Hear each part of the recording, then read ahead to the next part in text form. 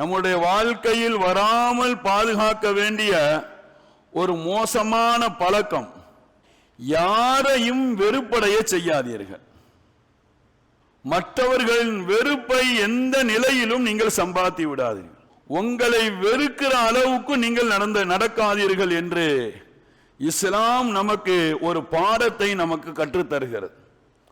அது குறித்து அல்லாஹ் சொல்ல வருகிற போது அல்லாஹ் குர்ஆனிலே சொன்னான், வலா தஜால் ஃபீ குலூபினா கில்லல் லில்லதீன ஆமனு, எங்களுடைய உள்ளத்தில் ஈமான் கொண்ட மற்றவர்களை பற்றி வெறுப்பை ஏற்படாமல் பாதுகாப்பாயாக என்று மூமின்கள் துஆ செய்வார்கள் என்று அல்லாஹ் குர்ஆனிலே சொல்லித் தருகிறான்.